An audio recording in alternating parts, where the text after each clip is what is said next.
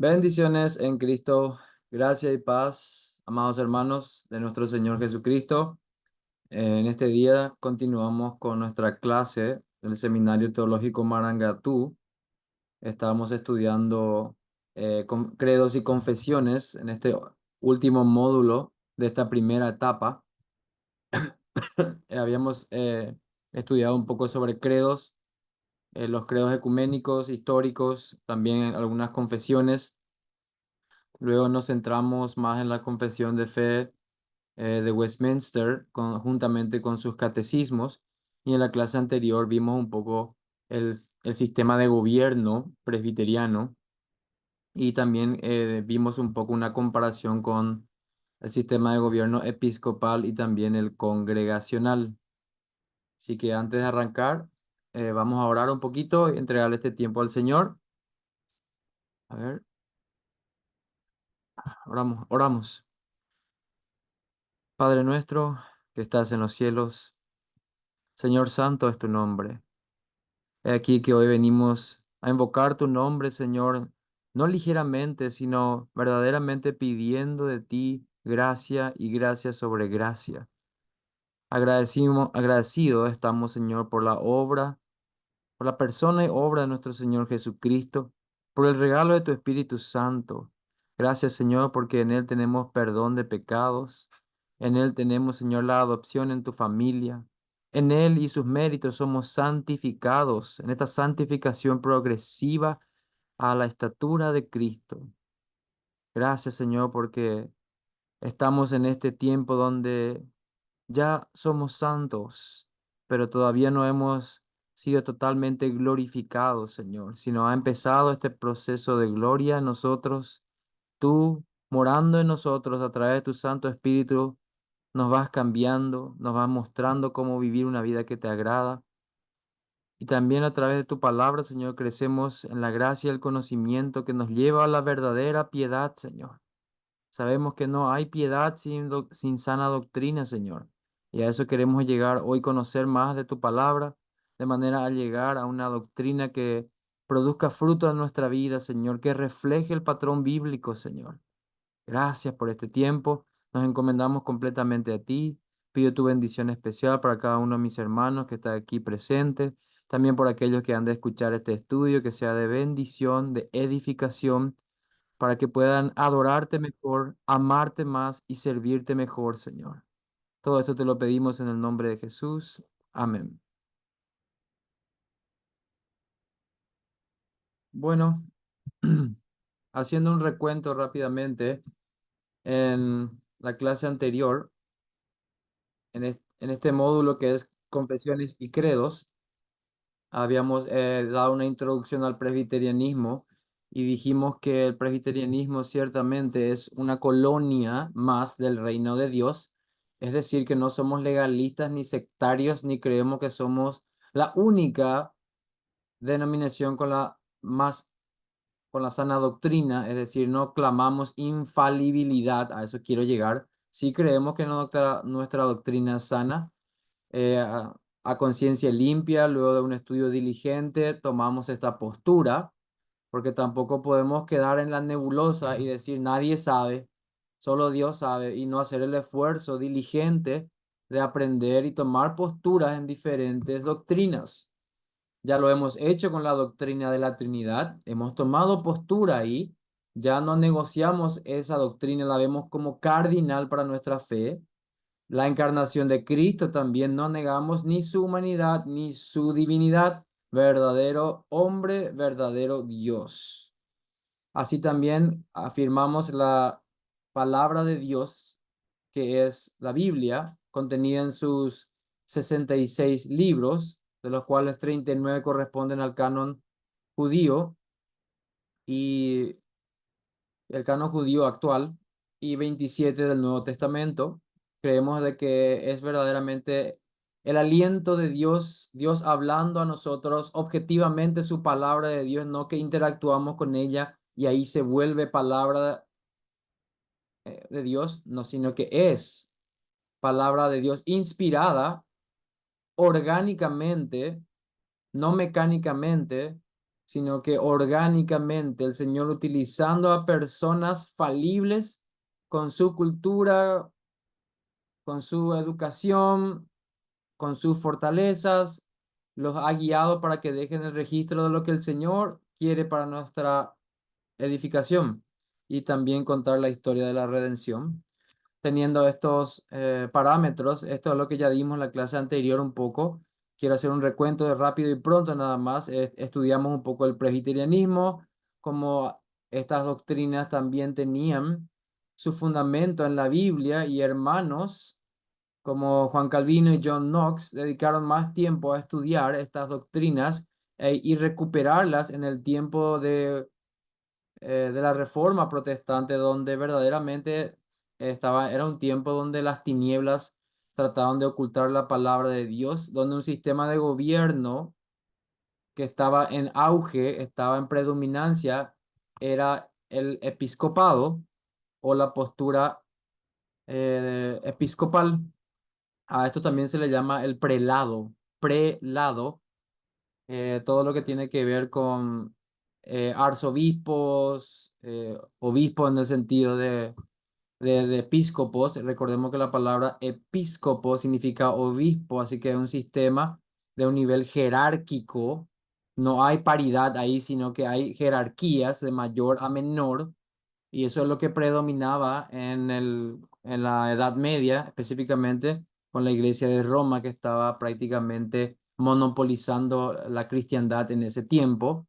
Pero dentro de ese monopolio, si se quiere decir así, ya habían pre-reformadores que estaban traduciendo la Biblia, que ya estaban poniendo sus peros, que ya estaban siendo censurados, que algunos fueron martirizados, llevados a la hoguera incluso por haber traducido palabra de Dios al lenguaje común de las personas y también por contradecir doctrinas que la Iglesia de Roma en ese tiempo no permitía. Dimos esta introducción que presbiteriano viene de la palabra presbítero, que en el griego es presbúteros. Vimos los pasajes del antiguo, nos tomamos un buen tiempo para determinar de que nuestro modelo de liderazgo viene del Antiguo Testamento, es decir, tenemos un anclaje en el Antiguo Testamento, así también como en el Nuevo vemos el mismo patrón que se repite, hay una continuidad. De hecho, que cuando el Señor Jesucristo estuvo aquí caminando entre nosotros, él asistía ciertamente al templo para llevar sus ofrendas, casa de oración, pero había otro lugar que él frecuentaba también, donde iba y abrían las escrituras para exponerla al pueblo. ¿Cuál será que era ese lugar? ¿Alguien sabe cómo se llamaba el lugar que Pablo, nuestro Señor Jesús, recorría? Un lugar donde se reunían los judíos. La sinagoga, profe. Así mismo, la sinagoga.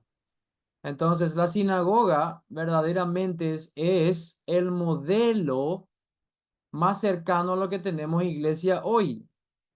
A la iglesia como la practicamos nosotros hoy es más verdaderamente, no tanto lo que se hacía en el templo, que hay, recordemos de que ahí en el templo se sacrificaban animales, se llevaban las ofrendas para que hagan una expiación los sacerdotes. Recordemos que esa mediación era temporal hasta que vino Cristo el sumo sacerdote. Así que lo que nosotros tenemos hoy, más como referencia es el modelo de las sinagogas. Y si Cristo fue a la sinagoga, participó en la sinagoga, y tampoco hay registro de que él haya dicho esto está todo mal, vamos a hacer todo de nuevo. Vemos entonces de que él participó. Me costaría mucho pensar de que nuestro Señor Jesucristo vaya a una reunión, una congregación, de ahí viene la palabra iglesia, eclesía, y en el hebreo es, ¿a qué se me fue? Cajal. Cajal es en el antiguo, el hebreo, que significa congregación. Y ellos se reunían ahí y el Señor Jesucristo fue, abrió la palabra de Dios entre ellos. ¿Y qué pasaba ahí?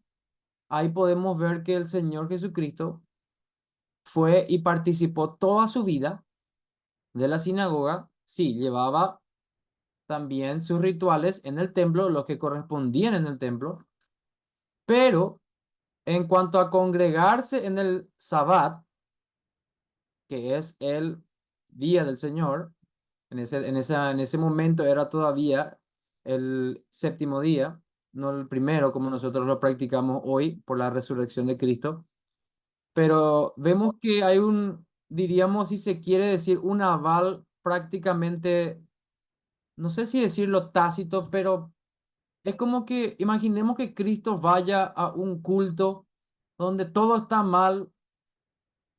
¿Creen ustedes que el Señor Jesús no diría nada? ¿Creen verdaderamente que Él iría a un lugar Por y caminito no se no... saca. Un segundo, ahí voy a pedir. Ahí. ¿Creen ustedes que el Señor Jesucristo iría a la sinagoga y no, no corregiría nada? ¿Permitiría que una falsa adoración, una falsa estructura tome lugar y continúe ahí? Cuando sabemos que lo que se practicaba en la sinagoga era el mismo modelo del Antiguo Testamento, el tener ancianos representativos de la congregación. Así que ahí vemos también otro aval y uno muy importante. Cristo participando, nunca censurando ni tampoco aboliendo el sistema de gobierno que tenía la sinagoga en el primer siglo y que era prácticamente un sistema de gobierno representativo con ancianos. No un gobierno episcopal, no un gobierno congregacionalista, sino uno representado por ancianos, como era en el Antiguo Testamento que ya leímos en la época de Moisés, en la época de Samuel y también en la época de David. Vimos esos pasajes en la clase anterior. Así que doy nomás ese ejemplo para que tengan otro aval más de que es un sistema de gobierno que tiene buen parámetro bíblico, no es algo inventado porque es práctico nada más. A ver, seguimos rápidamente. Acá vemos pasajes bíblicos que ya vimos que ancianos, siempre en plural, lo cual descarta la total posibilidad de que haya uno que se enseñoree sobre otros, un papaguazú, o un papa, si queremos decirlo, o una especie de obispo supremo, como fue lo que sucedió en la historia. El obispo de Roma tomó posesión, tomó monopolio y empezó a forzar a otros a que le den a él la predominancia. Pero bueno, esa parte histórica no nos interesa hoy. Vemos el trasfondo histórico, otros hermanos de otros tiempos aportaron mucho a recuperar elementos esenciales de la doctrina reformada, de la doctrina bíblica, porque cuando hablamos de reforma, fíjense que uso la palabra reforma, no la palabra revolución. Reforma significa que algo estaba deformado y necesita volver a ser hecho conforme a la forma original. Por eso es reforma. Querían volver a la palabra de Dios. Querían sacar todas esas cosas que verdaderamente no daban testimonio fiel de lo que la Biblia enseña. Cuando vemos los pasajes bíblicos del Antiguo y el Nuevo Testamento, siempre vemos liderazgo con ancianos representativos, no la congregación dominando, tomando decisiones o votando todo, cada uno de ellos en todas las controversias. No, no vemos ese tipo de cosas. Nosotros como iglesia presbiteriana también tenemos muchas otras doctrinas que son distintivas. Hay otras congregaciones que no son presbiterianas, pero que también sostienen esta doctrina que vemos aquí, que estamos mostrando y repasando nada más, como la Trinidad también, un elemento esencial que ya estudiamos en el Credo de los Apóstoles, que la palabra es la Biblia, o la Biblia es la palabra de Dios, la única regla, y esto en cuanto al tiempo de la Reforma, recordemos que sola escritura es el término que se acuñó en ese tiempo con la idea de decir ¿qué? ¿Qué es lo que significa sola escritura? Hay gente que cree que sola escritura significa solamente la palabra y ningún otro libro, solamente la palabra y ninguna otra tradición, y tenemos que desechar toda tradición, todos otros libros y solamente la palabra. Eso, por ejemplo, estaría mal explicado. Eso no es lo que los reformadores entendieron y declararon cuando dijeron sola escritura. Ellos decían que la Biblia es la única que puede ser regla infalible. Uno puede tener su tradición siempre y cuando vaya conforme a la Biblia, pero puede estar errado en su tradición también. Nosotros interpretando mal la Biblia, no que la Biblia esté equivocada. Pero los reformadores no rechazaron la tradición. Es más, dijeron, nosotros somos los verdaderos herederos de los apóstoles, no Roma. Nosotros somos los verdaderos testigos de Jehová. Estamos dando testimonio del Señor. Nosotros somos los verdaderos santos de los últimos días. Así que estoy utilizando términos que sectas han intentado plagiar de lo que los creyentes verdaderamente tienen. Somos testigos de Jehová. Somos también los santos de los últimos días.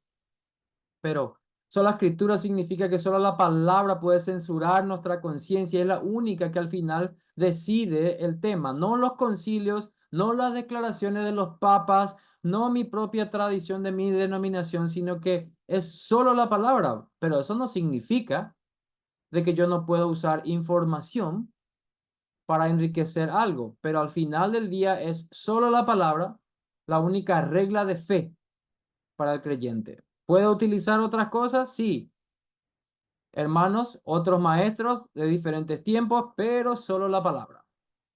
La teología presbiteriana o reformada tiene un fuerte énfasis en la soberanía de Dios, eso ya vimos. También en la elección, que es incondicional, no es que yo le elegí a Dios cuando hice la oración del pecador y caminé en el altar, yo di mi acepto, no, sino que Dios ya me había elegido, Dios ya había cambiado mi corazón, de tal manera que cuando se me predicó el Evangelio, yo vine en arrepentimiento a Él, vi a Cristo hermoso y a mi pecado asqueroso. Así que la elección es incondicional, es lo que creemos, no como otros hermanos que tienen otra postura, que ellos creen de que Dios pone sobre la mesa y vos elegís. ¿Pero por qué elegís? ¿Cómo una persona que tiene un corazón de piedra, que milita según la carne, puede elegir a Dios? ¿Cómo? No puede. Que la salvación es un regalo de Dios y tampoco siendo algo que es, si la elección es incondicional y si Dios es soberano y si Dios quiere guardarse un pueblo para mostrar las alabanzas de la gloria de su gracia y esto es un don de Él, una dádiva, un regalo, pues entonces, ¿qué es lo que nos da Dios? Dios nos da vida eterna o vida temporal. Ahí entramos en la controversia de, ¿se pierde la salvación o no? Y cosas así, ¿verdad? Entonces nosotros somos de la postura de que creemos en la perseverancia de los santos, no creemos en la perseverancia de los impíos. O sea, aquel que vive como un impío, por más de que tenga una remera cristiana, no es que perdió su salvación. Nosotros no creemos que los impíos pueden perseverar, no. Solo los santos, solo los verdaderos creyentes perseveran hasta el fin, de manera descriptiva.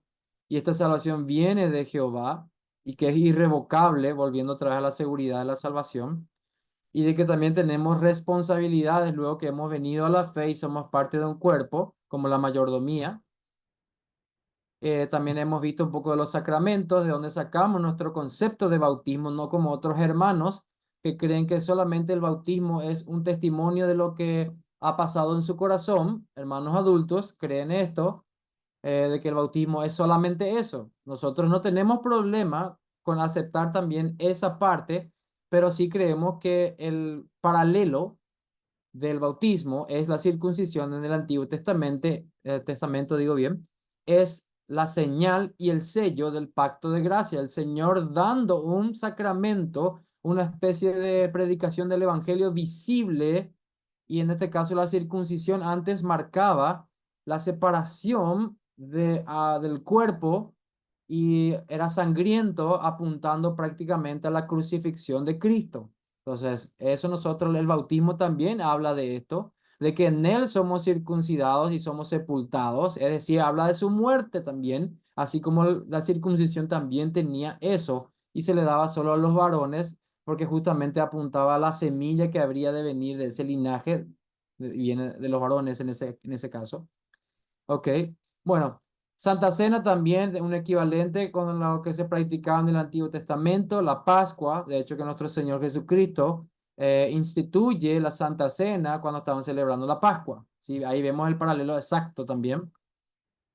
En cuanto al bautismo, ya hablamos que también practicamos lo que es el paidobautismo, de que creemos firmemente que el Señor no se relaciona con su pueblo de una manera meramente individualista, sino que a través de pactos y pactos con familias. Adán y su posteridad, Noé y su familia entraron al arca a pesar de que solo Noé era justo, y también así sucesivamente Abraham y su posteridad, David y su posteridad, y Cristo y también los suyos. Así que ¿a qué vamos con esto? Que el Señor siempre se ha relacionado a través de pactos familiares, no individualistas. Así que tenemos otra postura en cuanto a eso. Y de ahí que practicamos el bautismo de infantes, dándoles también a ellos el rito inicial para ser parte del pueblo de Dios, la membresía. No que el bautismo los salve ahí en ese mismo instante, sino que lo que creemos es que sí, el bautismo está conectado a la salvación, pero no al momento que el bautismo es efectuado. ¿Sí? Apunta a la salvación, a la regeneración, al lavamiento de pecados, etcétera.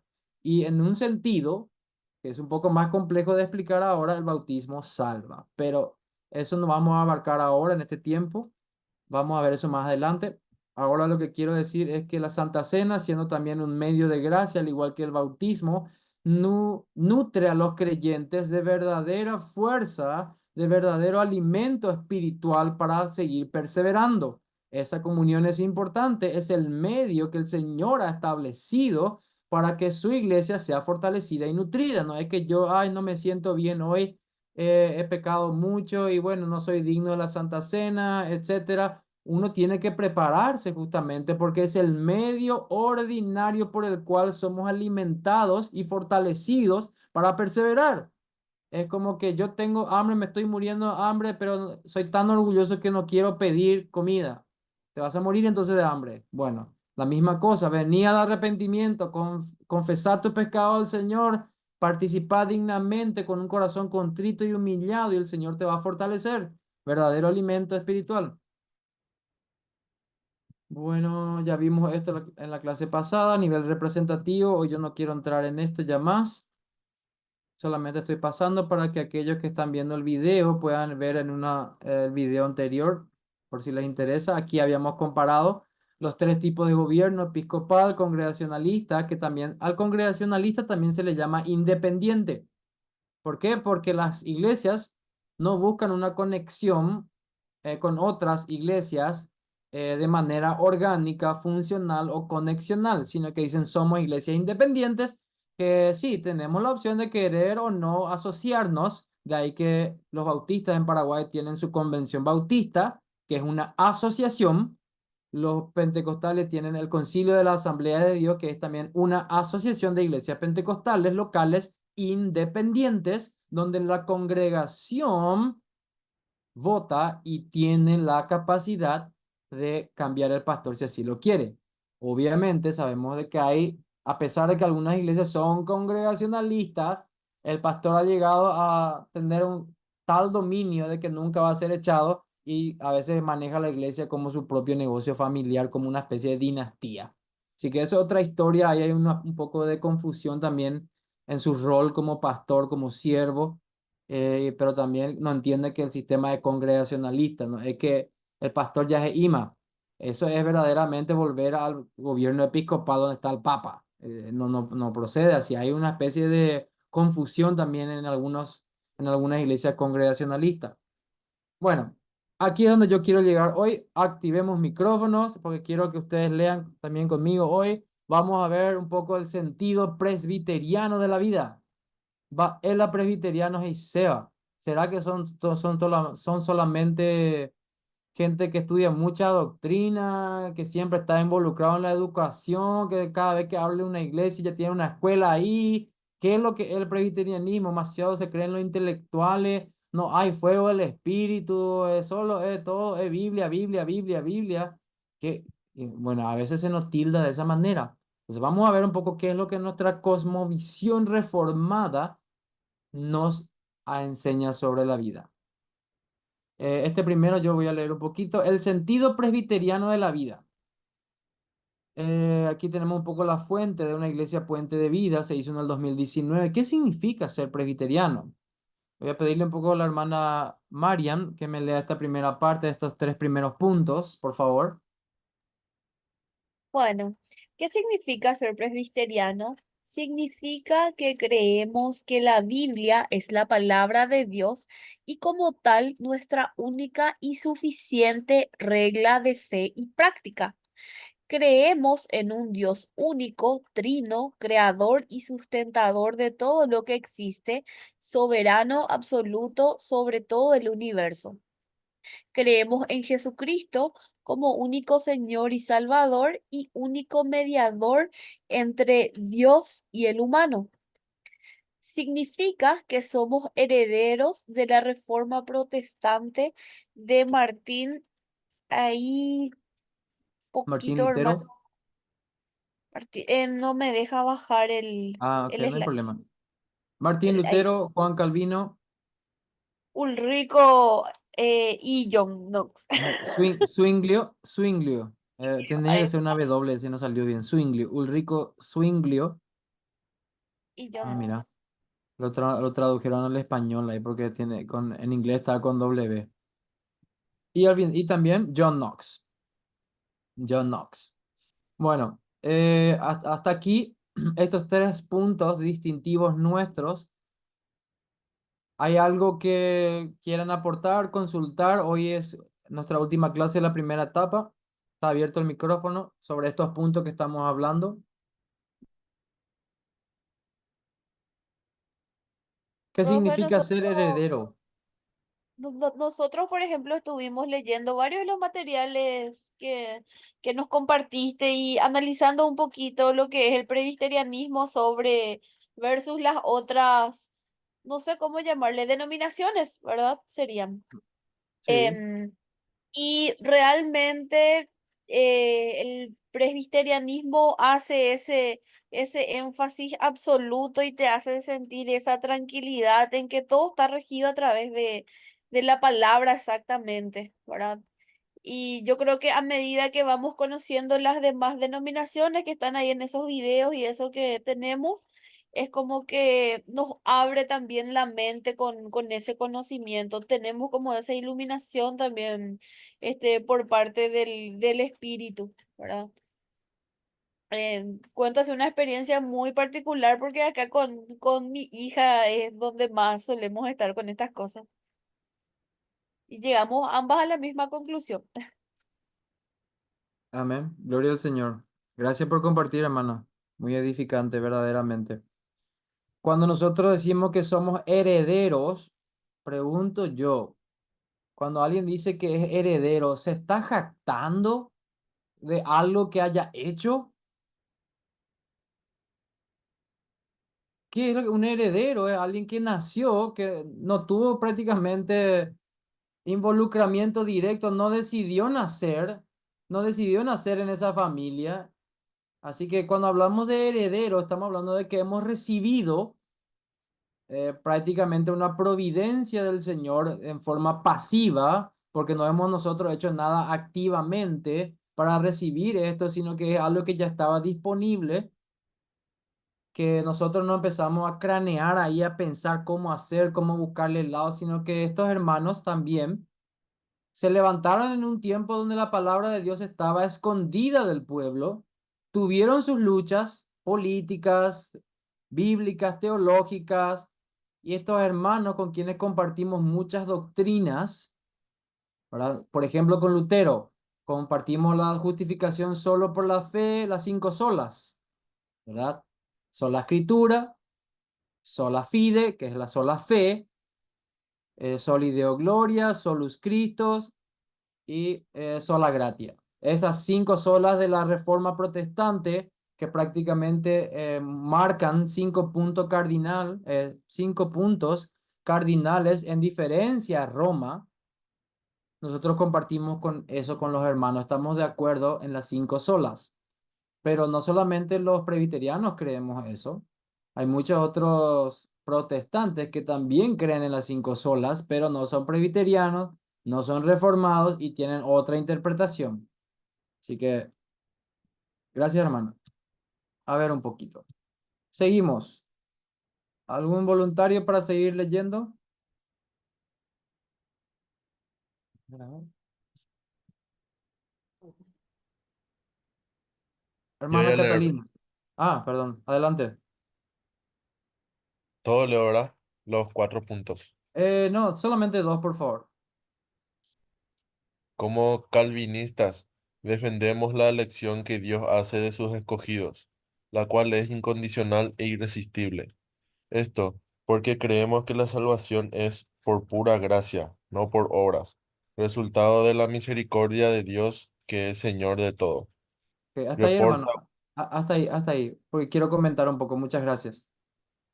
Ahora, va es la calvinista y sea, significa que somos todos calvos. ¿Qué es lo que es calvinista? Que le idolatramos a Juan Calvino. Es la calvinista y sea.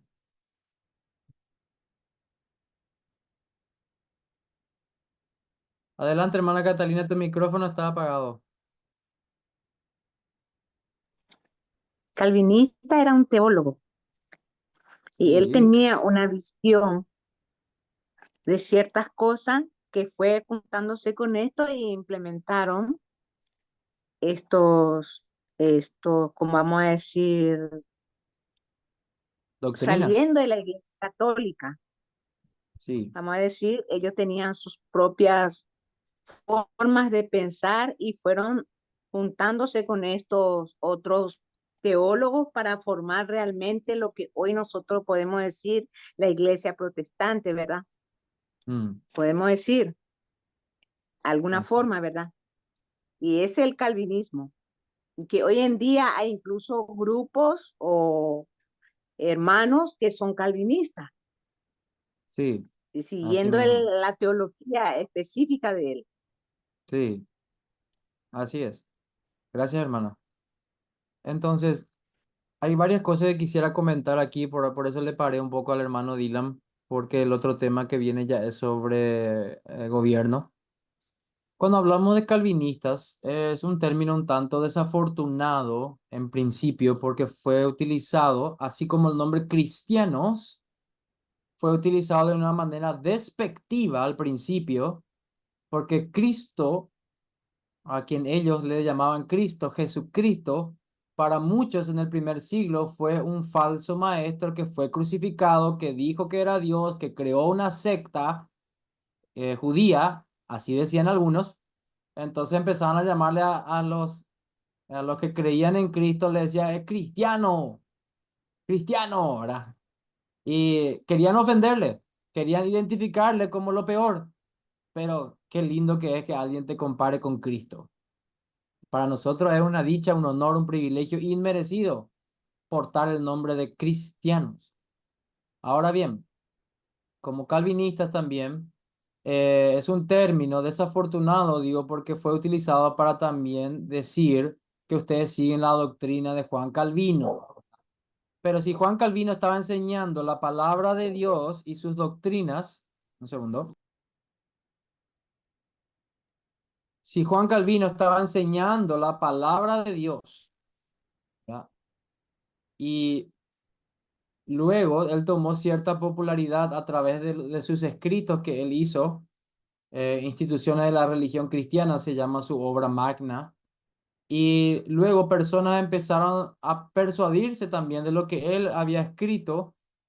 De hecho, que ese libro es más una sistematización de lo que muchos otros maestros han enseñado a través de los siglos. Cuando uno empieza a leer ese libro, el libro de cabecera de Juan Calvino, vemos que él citaba padres de la iglesia, citaba las escrituras muchísimas veces, citaba incluso también poetas paganos, pero que decían verdades de Dios, porque toda verdad es verdad de Dios.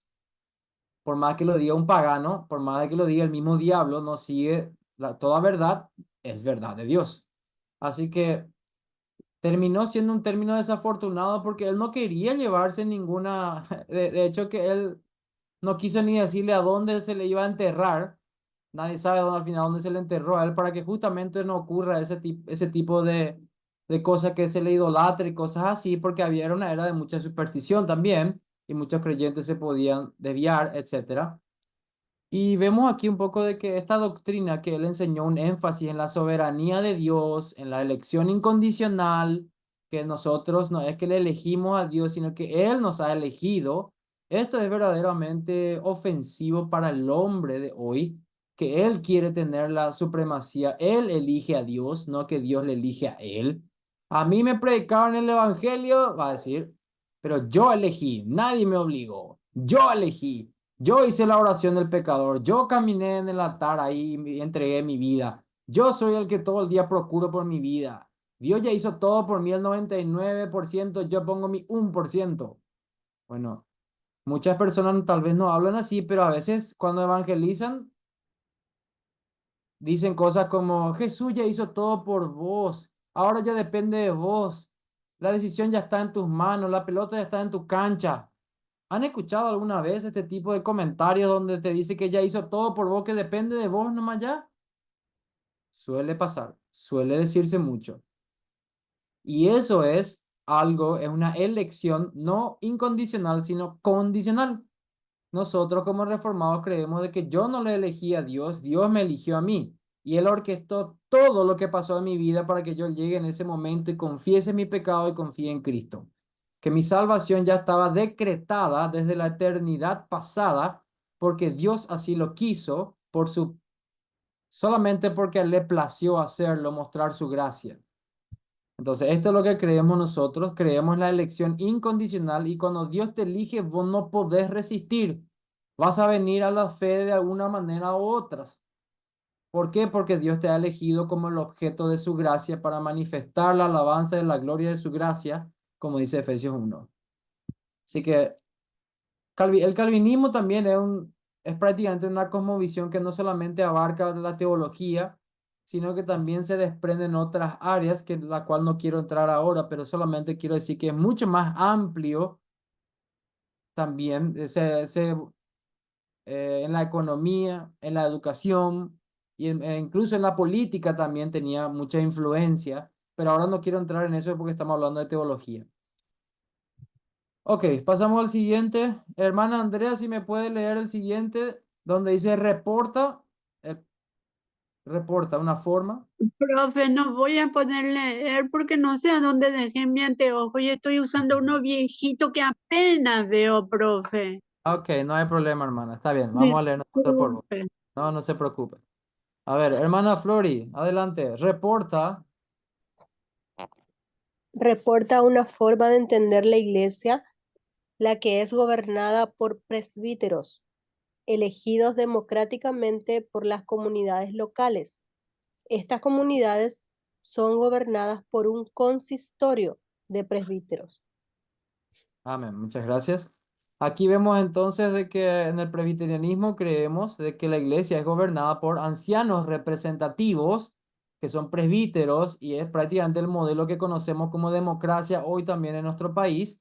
En la iglesia, cuando aparece un candidato para pastor, para anciano, no solamente para anciano docente, que es un pastor, sino anciano gobernante, como el caso que tenemos el hermano Digno, el hermano Mario, en la iglesia Marangatú, que también tuvimos que elegirlos, es decir, se propuso sus nombres, se oró por ellos, no hubo objeción y al final fueron ordenados porque la iglesia prácticamente también en ese aspecto dio su aval. Uno pudiera decir, pero eso no es acaso un gobierno congregacionalista donde la congregación vota.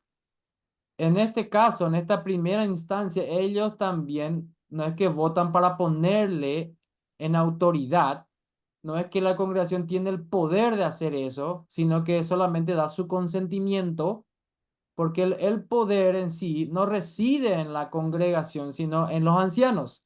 Pero si no hay todavía ancianos, obviamente al principio se levanta alguien con los dones, con el llamamiento interno, comunica a los hermanos, hermanos, siento que el Señor me llama a ser un anciano en esta congregación, quiero que oren por esto al respecto, que examinen mi vida, por favor, también yo me voy a capacitar, evalúenme, etcétera.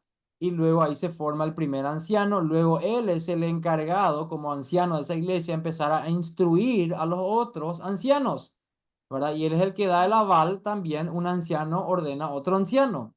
Así que la congregación da su aprobación o su desaprobación en el sentido de que hay objeción en cuanto a la ordenación. Eso es diferente. El poder de la iglesia no reside en cada uno de los miembros.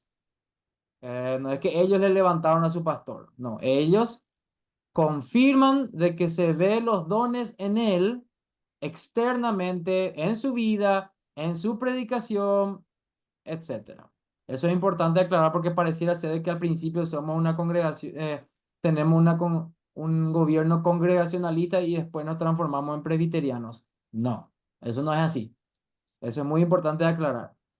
Porque en el estilo de gobierno congregacionalista es la congregación, cada uno de los hermanos juntos, ellos tienen el poder de alzar pastor y sacar pastor.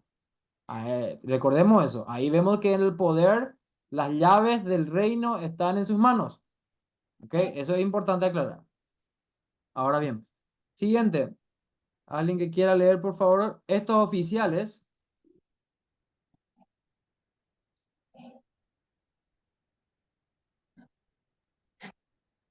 Leo, hermano, Adelante. estos oficiales también integran los concilios de la iglesia, que son los presbiterios, perdón, y el conjunto de presbiterios forman el sínodo. Los Sínodo. sínodo, sí.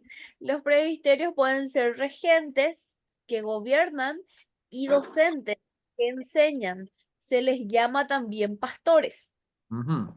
Muchas gracias. Aquí entonces vemos lo que ya estuvimos aprendiendo un poco la clase pasada, de que los ancianos de una iglesia local son de dos tipos. Una, ancianos docentes, también llamados pastores, y ancianos gobernantes o regentes que gobiernan, que tienen voz y voto y tienen igual de autoridad que el anciano docente. Voy a estar hablando en estos términos porque estamos hablando de presbiterianismo y ya estamos introduciendo. Voy a dejar de lado un poco el término pastor, porque a veces se puede meter en nuestra mente la idea de que el pastor es la cabeza principal, el papaguazú, el que manda, el que decide, el que corta la torta y da el mazazo. No, voy a hablar en términos de ancianos, plural, que representan a la congregación, anciano docente, que enseña la palabra de Dios, que administra los sacramentos, anciano gobernante, que también vela por la integridad de las ovejas, también las puede visitar, aconsejar, pero no tiene generalmente el don de predicar la palabra al público en el día del Señor, en el culto del día del Señor, desde el púlpito. ¿Por qué? Porque no ha pasado por el entrenamiento correspondiente y tampoco probablemente no tiene ese llamado, sino que tiene un don a presidir, a liderar, a gobernar, a tomar decisiones, a traer propuestas, proyectos, etcétera. ¿Ok? ¿Hasta ahí se entiende todo bien? Este es nuestro gobierno, hermanos.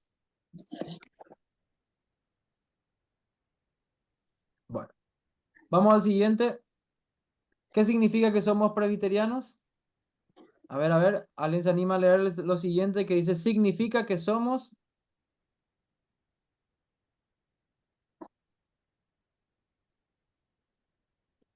Hermana Signi- Catalina, adelante. Ahora leo. Significa que somos confesionarios, Ujú. confesionales, dice. Sí, En nuestro caso, como, no sé cómo se lee sí. esto, Sí, profe, no. No, esta es una suscribimos iglesia. a la confesión de fe de Westminster, sus catecismos mayor y menor, junto con el catecismo de Heidelberg, puede ser, Ajá. Sí, sus oficiales suscriben estos documentos como norma, como normada. norma, normada, dice. Exactamente.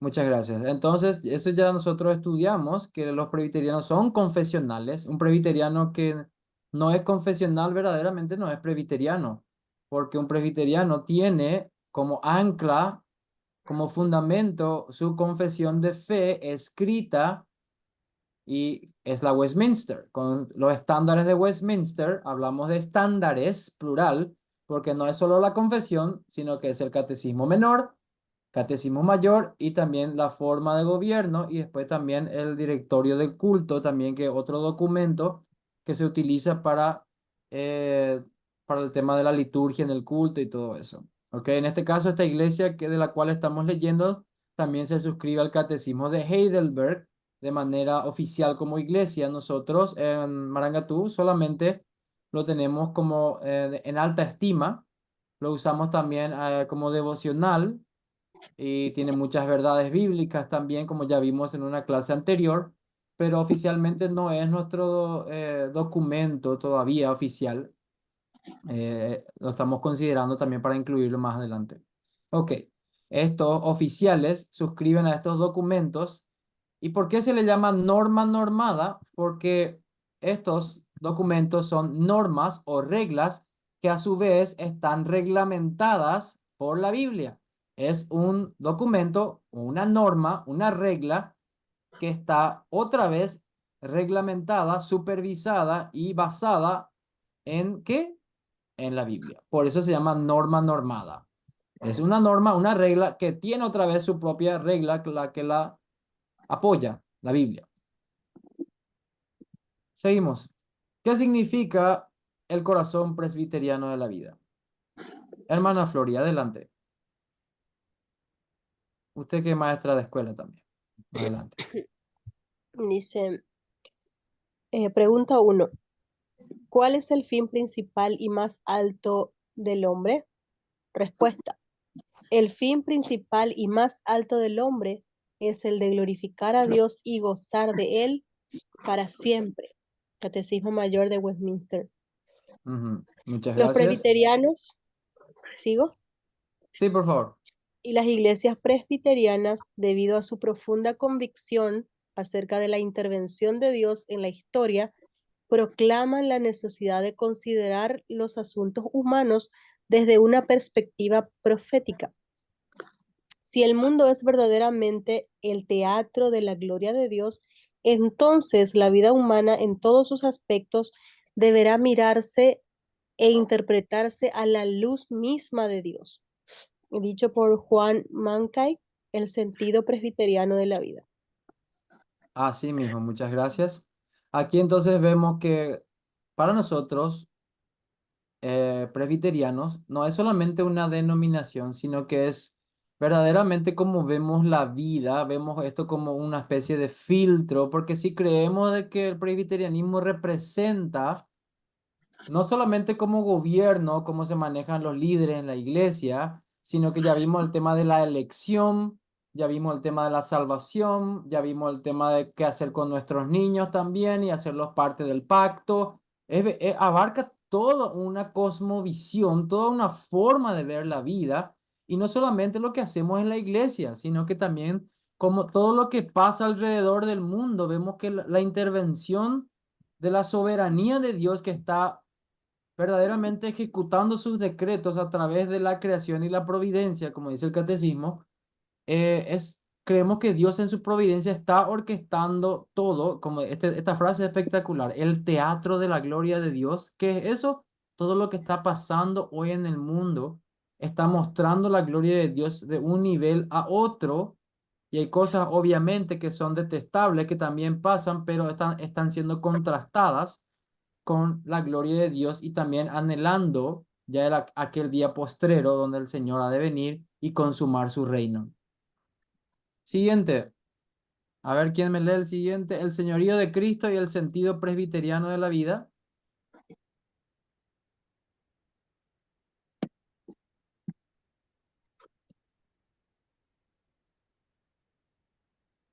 El señorío de Cristo y el sentido presbiteriano de la vida. Cristo es el Señor sobre todo. El señorío de Cristo es universal y absoluto, y es la base de nuestro discipulado. Nos conduce a guardar los mandamientos de Dios y es posible por la presencia misma del Señor, mismo con nosotros. Es antídoto a todo tipo de idolatría y tiranía. Amén, muchas gracias. Entonces, cuando yo digo que soy presbiteriano, no solamente digo que yo apoyo el bautismo de niños, de creyentes, y también de que creo que la iglesia está representada por ancianos, sino que es mucho más. Cuando alguien me dice que es presbiteriano, ya sé que cree en la predestinación, en la elección, en la que la perseverancia de los santos, de que el hombre está también depravado y que necesita un salvador, de que también toda la vida suya está bajo el señorío de Cristo. O sea, todas estas cosas que parecen muy básicas, muy genéricas y que otras denominaciones también pudieran decir lo mismo, es algo que a nosotros nos caracteriza desde siempre. Sí, por más de que otros tengan, no significa que es menos válido, sino que es verdaderamente lo que el Señor nos muestra también a través. Cuando alguien me dice que es un verdadero presbiteriano, se está suscribiendo a una fe histórica que ha declarado que la Biblia es la palabra de Dios y cómo afecta toda su vida bajo el señorío de Cristo. Ahora, acá ya empiezan algunas cosas interesantes ya que vamos a ver, hermana Catalina. Vimos recién el sentido de la vida, ahora el sentido de la iglesia. ¿Cómo los presbiterianos le dan sentido a la iglesia? ¿Qué es lo que creemos de la iglesia? Leo, el sentido de la iglesia para el presbiterianismo. La iglesia consiste en aquellos que son participantes de Cristo y de las bendiciones de la salvación que hay en él. El concepto reformado es que Cristo, mediante la operación del Espíritu Santo, une a los hombres con él, los capacita con la fe verdadera y constituye de esta manera a la iglesia como su cuerpo. La comunión fiel y santa. Ujú. Es un hombre que escribió sobre la teología sistemática. Sí, así mismo. Entonces, Luis, este, Luis Berkhoff, sí, Luis Berkhoff. Entonces, aquí vemos que nosotros creemos que la iglesia no solamente es no es una idea del hombre, sino que es una idea que viene de Dios, es una institución creada por Dios y que es formada por el Espíritu Santo.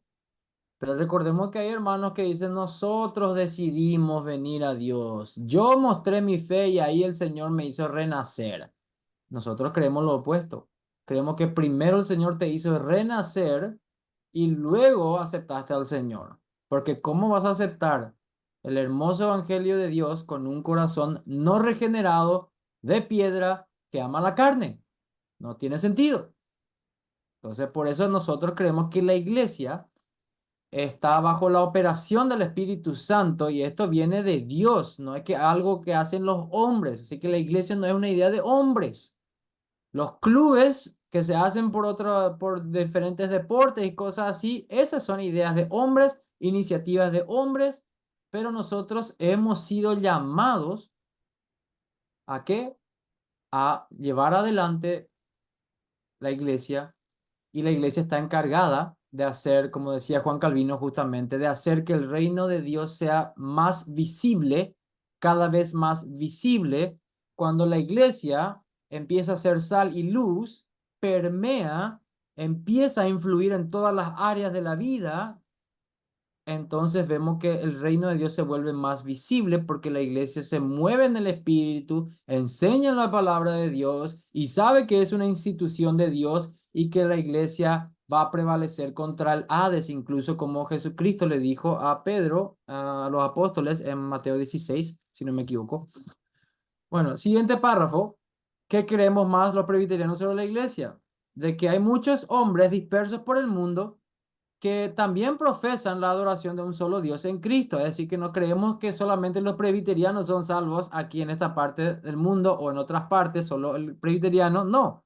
Sino que creemos verdaderamente de que el Señor tiene mucho pueblo en mucho lugar y por lo general y de manera ordinaria vienen a través del bautismo a la fe, o mejor dicho, son iniciados en esta fe por el bautismo. Ahora bien, ¿quién sabe de memoria? Le aprobamos a la hermana Catalina.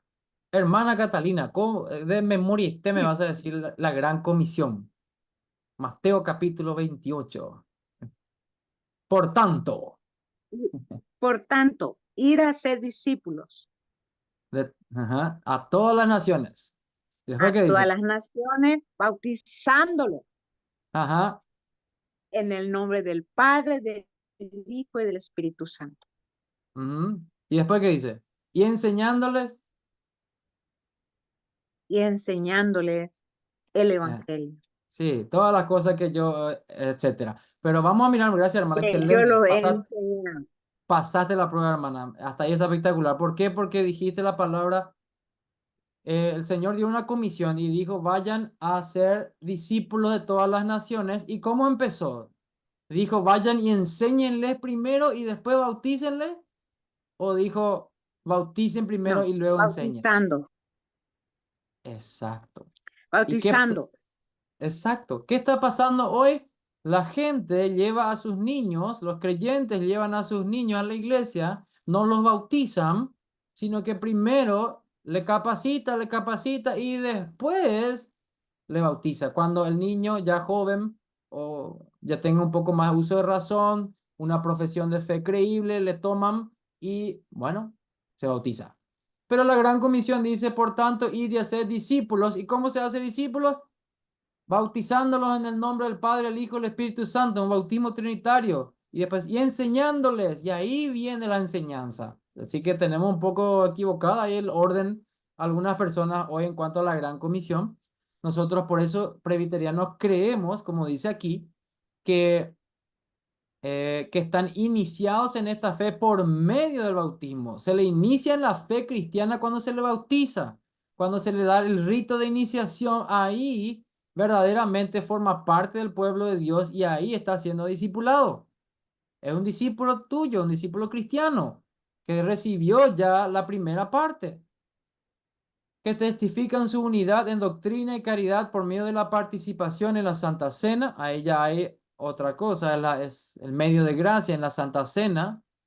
Y están de acuerdo con la palabra de Dios y que la predicación de esa palabra sostiene el ministerio ordenado por Cristo. Los presbiterianos, al igual que muchos otros hermanos de sana doctrina, creemos que la predicación de la palabra tiene centralidad. Y obviamente la palabra habla de bautismo y santa cena, de un discipulado primero con el bautismo y luego la enseñanza, con respecto a los niños, obviamente. Obviamente, si estás hablando con un adulto que nunca fue bautizado en el nombre del Dios Trino, tenés que predicarle el evangelio primeramente, no es que se te acerca, vos le rociás y después ya le empezás a enseñar el evangelio, no. Es un caso diferente ahí, ¿verdad? Y ahí es donde vemos el Nuevo Testamento que habla sobre el bautismo de adultos. Se les predica el evangelio y luego eran bautizados.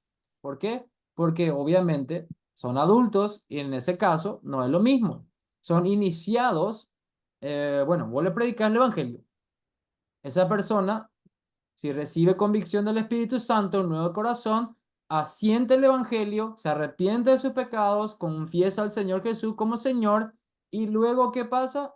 Le bautizas y luego que viene el discipulado. Le enseñas de la Trinidad, de la encarnación, de la palabra de Dios, todos los rudimentos, la leche materna de la palabra de Dios. Ahí empieza el discipulado, propiamente dicho. Cuando vos le estás evangelizando a alguien, vos no le estás discipulando, le estás evangelizando. Entonces, creo que es obvio, pero es importante aclarar eso que creemos nosotros sobre este tema. Siguiente. Hermana Marian, por favor, las marcas de la iglesia verdadera. Ya que, Las vamos a ver un marcas de la poco cuáles son las iglesia características. verdadera. A. La predicación recta y fiel de la palabra de Dios, la administración correcta de los sacramentos y el ejercicio fiel de la disciplina eclesiástica. Estas marcas de la iglesia tienen siempre en mente a la comunidad, a su cuidado amoroso y pastoral, su crecimiento espiritual y, por supuesto, el rendirse cuentas. Amén. ¿Cómo saber si una iglesia, se abrió una iglesia acá en mi barrio, pero no sé un poco si es una iglesia verdadera o es una secta o no sé, ¿cómo puedo saber? Bueno, me voy, saludo, me siento y empiezo a escuchar primero la predicación. No, no me voy a concentrar en las canciones todavía y otras cosas más de liturgia. Primero lo primero. Vamos a escuchar si predica la palabra de Dios, si predica la sana doctrina. Pero si me voy y empiezo a escuchar cosas extrañas, como Jesús verdadera, él no era Dios. Ese tema de la Trinidad es una conspiración con Constantino allá por el año 300 para dominar. Eso inventó el catolicismo romano. Shaque. Ya está negando un esencial de la Trinidad. Credo de los apóstoles, hablamos de eso. Ya tenemos aval para decir, esta iglesia se está predicando herejía. Herejía. ¿Qué es herejía? Un desvío doctrinal grosero, grave, que niega la fe apostólica, cristiana apostólica, no romana, cristiana apostólica. Bueno, todo bien, se predica la palabra, luego viene la administración correcta de los sacramentos. Llegó el día de Santa Cena en esta iglesia que se abrió en mi barrio, voy a mirar y no me trae pan, me trae galletita criollita, no me trae el vino, el jugo de la vid, me trae jugo Hades. Y me dice, total, estos son símbolos nomás luego, no importa, metele nomás, con criollita y Hades. Oh, oh. Administración correcta de los sacramentos. Ahí podemos empezar a mirar ya un poco por qué ellos se tomaron la atribución de cambiar los elementos que el mismo Señor dio, que tienen una simbología correspondiente. Así que cuidado, cuidado. Y el ejercicio fiel de la disciplina eclesiástica. ¿Cómo? ¿Una iglesia verdadera tiene que disciplinar? Hermanos, si vas a estar en una iglesia que promueve la santidad progresiva, que hay temor del Señor, y luego vienen los hermanos, empiezan a aparecer en el culto con ropa poco modesta, empiezan a hablar en un lenguaje vulgar, empiezan a utilizar el nombre de Dios en vano, y muchas otras cosas que verdaderamente no corresponde, pero pastor no le dice nada. ¿Por qué? Total, ellos son miembros antiguos o 10 más por año, güey. Entonces, ¿para qué?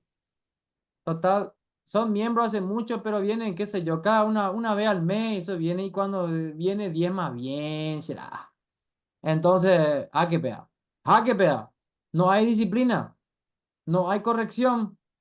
El hermano está llegando, tiene la membresía de la iglesia, creció como joven en la iglesia, pero se fue ya en concubinato con su novia.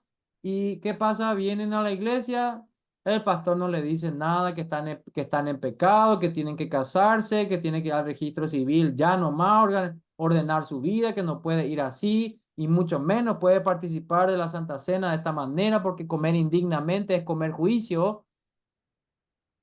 Por eso vemos que si no hay disciplina, ¿qué hay? Libertinaje. Si vos no le corregías al niño, ¿qué es lo que va a hacer de tu casa? Desastre va a ser de tu casa si vos no Desorden, le corregías al niño. Lo desorden. mismo, sí, lo mismo pasa en la iglesia, no hay corrección. Y ¿por qué muchos líderes no quieren llevar la disciplina a cabo? ¿Por qué? Porque Porque, quieren dar... Sí, adelante. perdón, yo pensé que estaba haciendo la pregunta, profe, Sí, adelante, porque hermana, adelante. es un negocio, es algo bastante lucrativo. La gente lucra mucho con la fe, profe. Sí, Entonces, tal vez sea por eso, para que no se ofenda el hermano fulano que diezma bien. Porque si no, no sí. es negocio si perdemos esa inversión que él hace. A mi Sí. entender. Así mismo, también es una de las razones, el tema del dinero. Otra de las razones también el tema de los números, de la cantidad. No vamos a predicar nada de arrepentimiento, no vamos a decir arrepentimiento, vamos a decir otra cosa. Vamos a decir cosas como, ¿te hizo sentir mal? Bueno, todo bien, no importa, el Señor te ama, seguimos adelante. No vamos a predicar el infierno. Vamos a decir, dale, no te vayas a perder tu bendición. Ánimo. No, empiezan a dejar aquellos términos que pueden ser ofensivos y no practican la disciplina tampoco. Es hermano, es hermana, le amamos en el Señor y empieza ese tipo de pensamientos como, va, la pastor se corregita. Ay, como te pecador de Sheishan de ahí. ¿verdad? Él también es un pecador, nomás como yo. ¿Qué va a venir a querer corregirme? Miralen a su, qué sé yo, ¿verdad? Puede sacar un pecado que sea, miralen un poco su panza, qué sé yo, ¿verdad? Se nota que el tipo no ayuna, que está en la gula todo el día. ¿Qué va a venir a querer disciplinarme? Así hay rebelión, así no hay disciplina, así hay querer justificar el pecado y hay gente que no quiere perder sus números, su mega iglesia, no quiere empezar a predicar fielmente, sino que empieza a decir, como dice en el libro de Timoteo, empieza a predicar cosas que le da comezón de oír, es decir, que le predica cosas que se mueren por escuchar. Falsas doctrinas, le dice paz, paz, tendréis paz, como decían los falsos profetas en el tiempo de Jeremías. Entonces no hay disciplina, la iglesia entonces se vuelve al final como un buffet, la gente viene, solamente se sirve lo que le gusta y en el momento de que se le pide ya rendición de cuentas, hermano, ¿qué tal si ya empezamos a ordenar tu vida? Vamos a hablar un poco de la membresía, ya no viene más. Hermano, ¿qué pasó? Te he visto en tus redes sociales publicando ahí fotos en bikini, hablando de groserías y demás cosas. Y no, pastor, no, pastor, la verdad que ahí te juzgan demasiado. Me voy a ir a otra iglesia donde no, donde verdaderamente me aman. Ese tipo de cosas está pasando. Las iglesias están perdiendo, están diluyéndose en la predicación, en los sacramentos y también en la disciplina. Pero la iglesia presbiteriana tiene bien claro estos distintivos. No somos perfectos, pero sí tenemos estas reglas que la utilizamos y tiene que haber disciplina. El domingo antepasado, sí, el pastor estuvo predicando sobre Lucas 17, donde hablaba de que tenemos que confrontar el pecado, tenemos que acercarnos al hermano también y hablarle. Tenemos que hacerlo, no solo el pastor está llamado a hacer eso. Así que creemos también de que la disciplina no viene, o sea, la disciplina viene como última instancia, la llamamos al arrepentimiento, la animamos. Mateo 18 dice, si tu hermano peca contra ti, ve, habla con él en lo privado, si no se arrepiente, trae 2 o 3 testigos, pedile a otro hermano que oren contigo, que le hablen también. Si no se arrepienten, llama a los ancianos, plural, para que hablen con él. Si no se arrepiente, la iglesia pues toma una decisión y se agotaron todas las instancias y tiene que haber excomulgación. Esa persona se le saca la membresía o se le suspende la membresía como un método de disciplina. Pero ¿ustedes han escuchado algo así? ¿Es algo frecuente No. en nuestro cristianismo de hoy? Gente siendo disciplinada. No, se le llama la atención, se le pide que se arrepienta y se cambia de iglesia y se va con otro pastor nada más en otra iglesia. Y sigue así Sí, recorriendo. El sí, creyente tipo trombo. así mismo, profe. Así nomás. Pero bueno, Sí. estas son las marcas de una iglesia verdadera. El sentido presbiteriano del gobierno eclesiástico. Ni el Papa, ni el Estado, ni el Rey. Solo Cristo es la cabeza de la iglesia invisible y por ende de la visible. Nosotros no tenemos al Papa como nuestra cabeza. No, no le tenemos al rey de Inglaterra, a la reina Isabel, que estuvo en su momento. No sé quién es el rey ahora, no me acuerdo su nombre. Y bueno, no es nuestra cabeza para la iglesia en Inglaterra. Recuerdan que cuando hubo la coronación, cuando falleció la reina Isabel, subió este hijo suyo, creo, subió como rey y él sube como cabeza de la iglesia, porque eso es lo que creen ellos. Eso ya vimos nosotros cuando estudiamos la confesión de Westminster y dijimos que tomamos excepciones, porque en esa parte, cuando la iglesia la iglesia presbiteriana de esa época también tenía un fuerte apego al gobierno, creía que el gobierno podía incluso perseguir a los herejes y castigarlos, etcétera, en cuanto a doctrina y religión, pero eso ya no creemos nosotros. Esa parte no nos suscribimos, en ese aspecto tomamos excepción.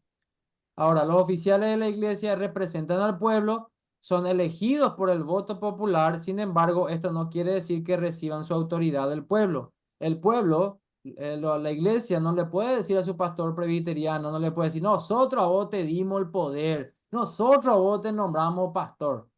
No, esto no funciona así. ¿Por qué? Porque ese pastor recibió un llamado no de la congregación, sino de Dios primeramente, un llamado interno a través del Espíritu Santo, y luego de parte de Él también esa autoridad, y solamente Dios es responsable a quien envía.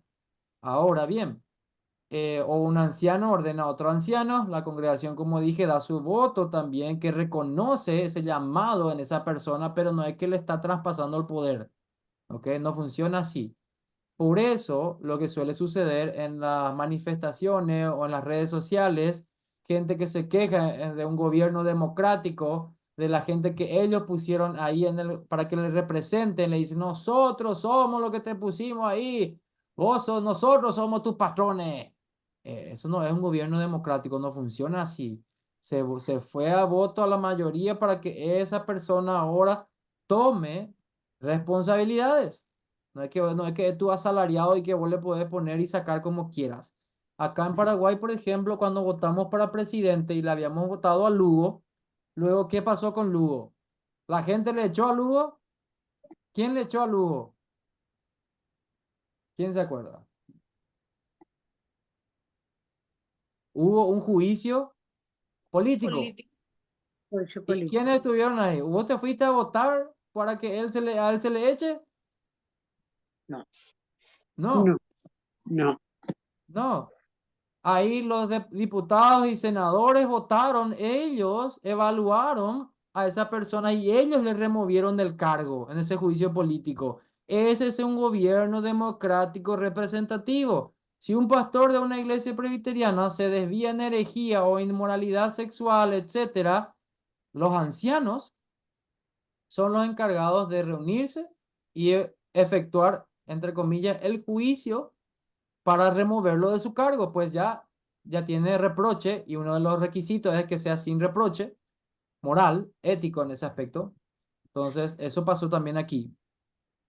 Ahora bien, tengo que moverme un poquito más rápido. ¿Qué es lo que los presbiterianos creemos sobre la misión? ¿Será que los presbiterianos son misioneros o solamente se sientan a leer su Biblia y a estudiar teología? A ver. ¿Qué dice aquí? El presbiterianismo entiende que el actor clave de la misión es ¿quién? Trino Dios. El trino Dios. No la persona, no el hombre, sino que Dios está en una misión. Dios es que está saliendo a buscar a sus elegidos, a aquellos que ha elegido desde la eternidad pasada en su decreto secreto y eterno, que no sabemos quiénes son los elegidos. Predicamos indiscriminadamente, pero estamos sirviendo la misión de Dios, no es la misión nuestra. Dios nos ha comisionado para ir a hacer esas misiones. El Padre también envía a su Hijo como un misionero y Él reconcilia a su pueblo con el Padre en la cruz. Y el Espíritu Santo lleva a cabo los beneficios de que Cristo compró y le da a quienes, a la iglesia, a sus hijos, le da ese poder para ir y testificar de la gran comisión. Entonces los presbiterianos creemos que la tarea de la misión es proclamar el evangelio y extender el reino de Dios en todas las esferas de la vida. El lugar en el que uno vive y trabaja es campo de misión. Así que no solamente enviamos misioneros a diferentes países, en el interior o en otras ciudades, sino que vos cuando te vas a trabajar en tu lugar de trabajo sos un pequeño misionero. Juro. Son misioneros, son una misionera, donde el Señor te envía a trabajar, ahí en tu lugar de trabajo sos un misionero. Eso es lo que nosotros creemos, que estás expandiendo el reino de Dios a través de los dones y talentos que el Señor te dio, pero también predicando el evangelio en todas las esferas de la vida. Asimismo, tener tu hijo en una escuela pública, sos un misionero también ahí en la reunión de padres, hablando de la ética correcta de la palabra de Dios y de lo que ustedes creen, etcétera. Sos un misionero donde quiera que vayas. Esto es lo que los presbiterianos creemos sobre las misiones. La espiritualidad. ¿Qué creemos nosotros los presbiterianos sobre la espiritualidad? Creemos que es comunitaria, es decir, que nos reunimos en comunidades, en familias pactuales, y creemos que la piedad de la iglesia pone el énfasis en los procesos corporativos. ¿Qué significa eso? De que no es un mero club de gente individualista, sino de que nosotros nos reunimos y participamos de cosas como el bautismo, sacramentos, y también nos sometemos voluntariamente al liderazgo representativo de ancianos, anciano docente o anciano gobernante, también nosotros nos suscribimos a ser instruidos a través de las catequesis y catecismos, confesiones históricas y también de que tenemos que procurar una membresía. ¿Por qué es tan importante la membresía en la iglesia? Porque si vos no sos miembro de una iglesia, no tenés membresía en una iglesia visible. Y recordemos algo, de que el Señor ha dado a su iglesia las llaves del reino, que incluso la salvación viene de manera ordinaria a través de su iglesia.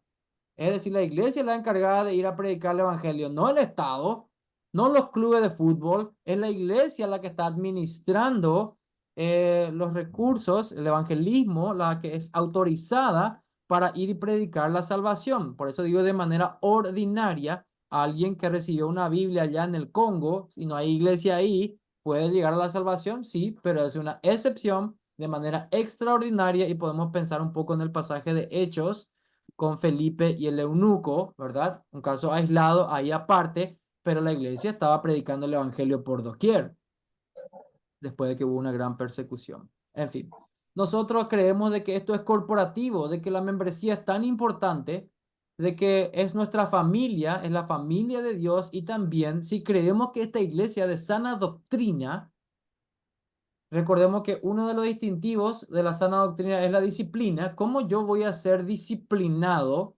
Recordemos que la disciplina incluso también es una bendición de Dios. Y voy a hablar de pasajes bíblicos enseguida. Pero ¿cómo voy a ser yo disciplinado en una iglesia si no tengo membresía? ¿Cómo el pastor va a venir a querer decirme qué está bien y qué está mal en mi vida, etcétera, si yo no soy parte de esa iglesia local, si solo soy un visitante, alguien que no sé, que indefinidamente vino a esta iglesia? No se cierran las puertas, pero uno tiene que saber que eventualmente tiene que buscar una membresía, porque si yo digo, ¿a dónde me estoy congregando? Una iglesia de sana doctrina. Ah, sí, de sana doctrina. ¿Tienen disciplina ahí? Sí. Ah, ¿y vos tenés membresía? No, no. Pero ¿y cómo si vos crees que una de las marcas de una iglesia verdadera es la disciplina y vos no tenés membresía? ¿Cómo vas a estar sujeto a la a la disciplina si no sos miembro? No sé si se entiende lo que quiero decir aquí. Primera de Corintios 5 había un caso de incesto. Pablo habla a la congregación sobre disciplina también. Entonces habla de que saquen al perverso entre ustedes, dice, ¿verdad? Es decir, de que hay alguien que se está congregando con ellos y hay perversión. Mateo, había muchos problemas en la iglesia siempre también y había disciplina. Entonces es un medio. Pablo incluso dice por algunos de sus ex colaboradores que se han ido al mundo, como Demas y otros más, que dice que amaron más el mundo, y algunos dice que lo ha entregado a Satanás. ¿Qué significa que le entregó a Satanás? Significa que fue excomulgado de la comunidad de creyentes, que es una colonia del reino de Dios, donde la administración de los sacramentos y todo aquello que te nutre para ser fuerte espiritualmente y estar en la fe, se administra, se imparte, se difunde. No sé si se entiende lo que quiero decir aquí, qué importante es la membresía. Entonces también eso, porque hay muchas personas hoy que creen de que yo no necesito ser miembro de ninguna iglesia. Pero cuando vos ves casos de disciplina del Nuevo Testamento, ¿cómo es posible de que no sé, cómo le va a disciplinar a alguien que no pertenece a ese lugar? No se puede. ¿Qué creemos también en cuanto a las misiones? De que la iglesia está involucrada en misiones a través de denominaciones también. Es decir, de que nosotros creemos de que la misión, espiritualidad, perdón. El tema del culto es primordial para el presbiterianismo. Ahí es donde nosotros tenemos nuestro principio regulador. ¿Por qué a veces, por qué el pastor no viene vestido de astronauta o de payaso para hacer algo más interactivo? ¿O por qué no se baja de una cuerda como Tarzán para llamar la atención y hacernos reír? ¿Por qué no tenemos show de teatro en medio del culto en un domingo del Día del Señor, en parte en la liturgia del culto? ¿Por qué no tenemos? ¿Por qué el pastor nos dice, saben que hoy no voy a predicar el evangelio? Vamos a tener nomás un pequeño sketch sobre la Navidad y ese va a ser el mensaje de hoy. No, nosotros tenemos el principio regulador, que son principios que se utilizan para qué, para establecer qué es lo que se tiene que hacer en un culto. La oración, los cánticos, la predicación de la palabra, también el tema de las ofrendas, también es parte de la liturgia del culto, etcétera. Así que esto también es lo que creemos los presbiterianos con respecto al culto. ¿Qué más creemos los presbiterianos? Ya hablé de la membresía. Eh, para poder examinar a los miembros, obviamente, tiene que haber una membresía. Eso ya hablé de esto. Paso al siguiente. ¿Qué es lo que creemos los presbiterianos acerca del conocimiento? Sabemos que hay muchas iglesias que satanizan el estudio. No, no, no, acá hermano, nosotros con el Espíritu nomás, no, no, el Espíritu Santo, a nosotros, el Espíritu Santo dijo que nos iba a conducir a toda verdad. Sí, toda verdad. ¿Y acaso el Espíritu Santo no inspiró la palabra de Dios? Claro que lo hizo. Tenemos verdaderamente un amplio interés por la verdad, por aprender, por comprender todo lo que significa esto de la fe. Esto es para nosotros el sentido presbiteriano de la fe. No hay verdadera piedad o sana doctrina sin entender verdades bíblicas esenciales y también otras que nos ayudan a manejarnos mejor. Entonces el conocimiento no solamente queda aquí como un morbo intelectual, sino que tiene que ser bajado a tierra y aplicado a tierra. Cuando escuchaba el sermón de nuestro pastor los domingos, empieza explicando el texto. ¿Qué estaba pasando? ¿Quién estaba hablando a quién? ¿Cuál era el problema? ¿Qué era lo que se enseñaba? ¿Qué doctrina se está enseñando ahí? Pero al final que viene la aplicación del texto. ¿Cómo se aplica esto a mi vida creyente del siglo XXI en la iglesia reformada? Entonces, aterrizamos todas estas doctrinas, todo este estudio para nuestra vida práctica también. En adoración al Señor lo llevamos a la práctica.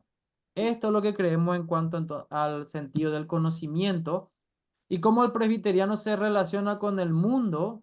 Bueno, entendemos de que de ahora en adelante la maldición ya no deberá descansar en el mundo mismo, sino sobre aquello que es pecaminoso en él, y en vez de la huida monástica del mundo, el deber enfatizado ahora es servir a Dios en el mundo en cada posición de la vida. Recordemos que en la Edad Media se consideraba que aquellos que se iban en esos conventos, en esos monasterios, a vivir una vida así aislada de todo, ellos eran los grandes campeones espirituales. Nadie podía llegar a ese nivel que ellos estaban en una especie de pedestal, estaban en una especie de categoría inalcanzable para algunos. Eso se creía de que ellos eran los supercreyentes en la Edad Media, pero con la Reforma Protestante se recuperó la doctrina del sacerdocio universal de todo creyente. Así que yo no necesito irme a un monasterio o allá en el monte para orar, para que mi oración tenga poder, entre comillas, poder, porque el poder viene de Dios, no en mi oración en sí mismo, sino que Dios es el que da ese poder. Nosotros creemos verdaderamente de que toda área de la vida tiene que abarcar esto que es la teología reformada, la cosmovisión reformada, abarca la educación, abarca la política, abarca el hogar, abarca la iglesia, abarca la economía. Todas las áreas de la vida tienen que ser permeadas. No existe aquella falsa división entre lo sagrado y lo no sagrado. Para el creyente todo es sagrado. ¿A qué me refiero con esto? De que no es que yo me voy los domingos a la iglesia y me porto bien y durante la semana me voy y robo y cometo, qué sé yo, fraude o empiezo a coimear y cosas así. No, nosotros tenemos un sentido de la vida completo. Entonces, el creyente se relaciona con el mundo a través de una comunión con el Señor y empieza a extender el reino de Dios en cada área. Buscamos verdaderamente reformar la sociedad, pero no solamente no con ideologías, sino con el Evangelio. El Evangelio tiene que ir a toda parte y cambiar comunidades, cambiar ciudades, cambiar naciones. ¿Qué está pasando, por ejemplo, ahora en El Salvador? Aparentemente hay un presidente que tiene temor de Dios y está haciendo muchas cosas bien, y hay un crecimiento de la iglesia y también se habla de muchos principios bíblicos en ese país. No que lo estoy poniendo en un pedestal, sino que veo nomás cómo está reformando muchas cosas a través de lo que la palabra de Dios enseña también. Entonces, nosotros creemos que el presbiteriano también va a su trabajo y tiene su adoración ahí, y no me refiero a poner música de Marcos Witt y cosas así, no, sino que con su trabajo honra al Señor, con lo mejor o con la excelencia está adorando, con la vocación que el Señor le ha dado, y tiene no solamente la función de obtener sus necesidades para mantener su familia y ayudar al necesitado, etcétera, sino que eso es secundario.